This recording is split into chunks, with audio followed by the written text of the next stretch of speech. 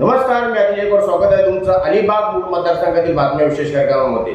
मित्रांनो, तुम्ही आजच्या विषयाचं टायटल वाचत असेल की रेवस रेड्डी सागरी महामार्गाचा प्रस्तावित मार्ग बदलण्याबाबत महेश मोहिते, जिल्हा सरचिटणीस दक्षिण रायगड भाजपा यांनी नामदार रवींद्र चव्हाण साहेब यांना एक पत्र दिलेलं आहे।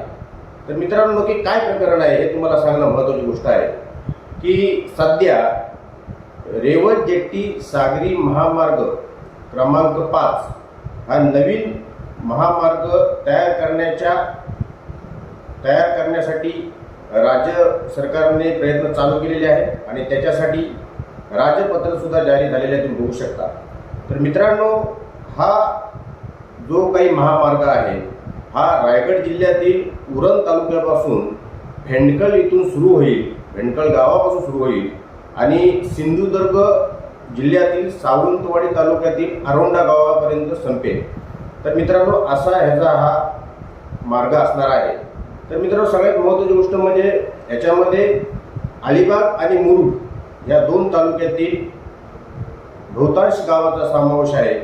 त्याच्यामध्ये अलिबाग तालुक्यामध्ये 37 आणि मुरुड तालुक्यामध्ये 29 गावांचा समावेश आहे।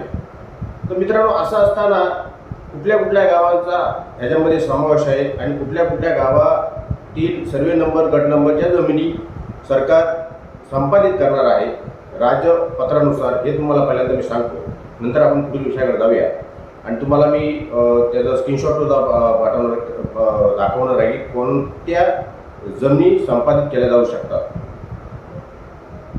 अलिबाग तालुक्यातील गाव क्रमांक 1 रांजणगाव डावली, 2 मिलखतकार, 3 कोपरोली, 4 मांडवेतर्फे जिराट, 5 धोकवडे, 6 रांजणपाडा, 7 टेकाली, 8 जिराट, 9 जिराटपाडा, 10 सातिर्जे, 11 मुशेत, 12 मापगाव, 13 सोगाव, 14 मुनवली, 15 उंजीस, 16 तुडावतर्फे जिराट, 17 फाल, 18 मानतर्फे जिराट, 19 भुते, 20 मुळे, 21 वर्सोली, 22 गोंदलपाडा, 23 वेशवी, 24 कुरुल, 25 वेलकडे, 26 ढवळ, 27 धावरपाडा, 28 सहार, 29 पाळले,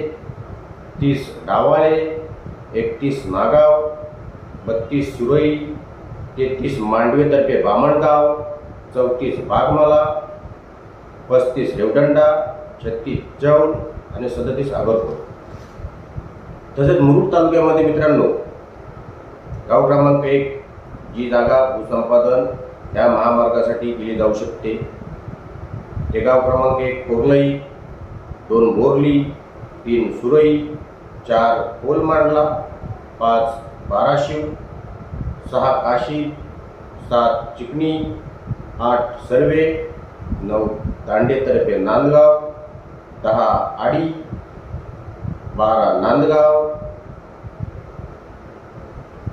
11 नांदगाव, 12 खारीकवाडा, 13 खारदोड कुले, 14 सरणे, 15 मजगाव, 16 विहूर, 17 मुरुड, 18 तलेवडे, 19 शिगरे, 20 वानंदे, 21 जोसरांजन, 22 खतीबकार, 23 अंबोली, 24 राजपुरी, 25 खारशे, 26 हाफिज खार, 27 नांदले, 28 उचडी आणि 29 टोकेकार। मित्रांनो, अशा पद्धतीच्या या गावातून हा रस्ता संपादित जमिनी केल्या जाणार आहे। त्या दृष्टिकोनातून ही बाब ज्यावेळेला महेश मोहिते यांच्या लक्षात आली त्यावेळेला त्यांनी तुम्हाला मी हे महेश मोहिते यांचं लेटर दाखवतो, जे सध्या सार्वजनिक बांधकाम मंत्री आहेत महाराष्ट्र राज्याचे रवींद्र चव्हाण साहेब यांना लिहिलेला आहे। विषय रेवस रेड्डी सागरी महामार्गाचा प्रस्तावित मार्ग बदलण्याबाबत।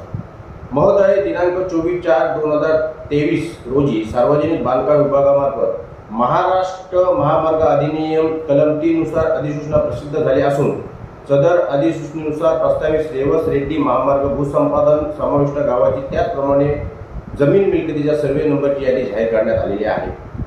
आपल्या विभागामार्फत जाहीर करण्यात आलेला हा मार्ग अलिबाग मतदारसंघातील विविध गावात जात असून या संपादनामुळे हजारो एकर जागा संपादित होत आहे.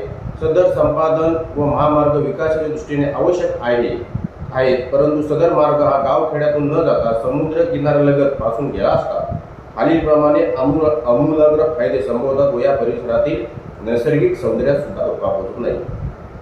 1.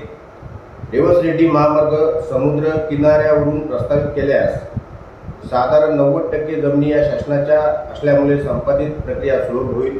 2. रेवस रेड्डी महामार्ग समुद्र किनाऱ्यावरून प्रस्तावित केल्यास संपादन खर्चामध्ये शासनास अदा करावयाच्या रकमेत मोठ्या प्रमाणात घट होईल. 3. रेवस रेड्डी महामार्ग समुद्र किनाऱ्यावरून प्रस्तावित केल्यास धूप प्रतिबंधक बंधाऱ्यावर येणाऱ्या कोट्यावधीचा रुपयाचा खर्च वाचेल. रेवस रेड्डी महामार्ग समुद्र किनाऱ्यावरून प्रस्तावित केल्यास सदर महामार्गाची लांबी कमी होऊन प्रवासाचा वेळ वाचणार आहे. 5. रेवस रेड्डी महामार्ग समुद्र किनाऱ्यावरून प्रस्तावित केल्यास समुद्र किनाऱ्याचे वेगळे आकर्षण पर्यटकांमध्ये राहील व त्यामध्ये पर्यटक वाढवण्यास प्रमाणात मदत होईल. रेवस रेड्डी महामार्ग समुद्र किनाऱ्यावरून प्रस्तावित केल्यास CRZ नियमावलीमध्ये शिथिलता निर्माण होऊन पर्यटनास अन्य विकासाला चालना मिळेल व त्यामुळे मोठ्या प्रमाणामध्ये रोजगार निर्मिती होईल. रेवस रेड्डी महामार्ग समुद्र किनाऱ्यावरून प्रस्तावित केल्यास कोकणचा कॅलिफोर्निया होण्याचे स्वप्न सत्यात उतरण्याच्या दृष्टीने हा महामार्ग उपयोगी ठरेल. तरी रेवस रेड्डी महामार्गाचा प्रस्तावित मार्ग बदलून सदरचा रस्ता समुद्र किनाऱ्यावरून नेण्यासंबंधीचा विचार व्हावा ही विनंती. तर मित्रांनो, अशा पद्धतीने हा महामार्ग गावखेड्यातून जाणार आहे.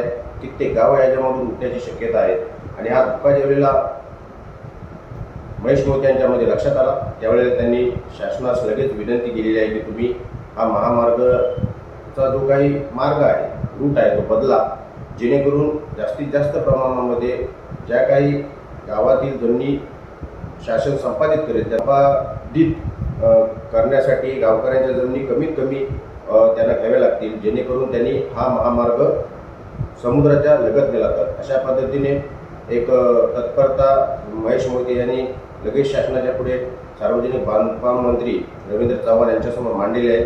तर येणाऱ्या कार्यकालामध्ये मित्रांनो या रस्त्याच्या संदर्भात काय अपडेट आहे, जसं मला मिळतील तशा मी तुमच्यापर्यंत पोहोचवेन. जास्त मला सांगायची काय आवश्यकता वाटत नाही.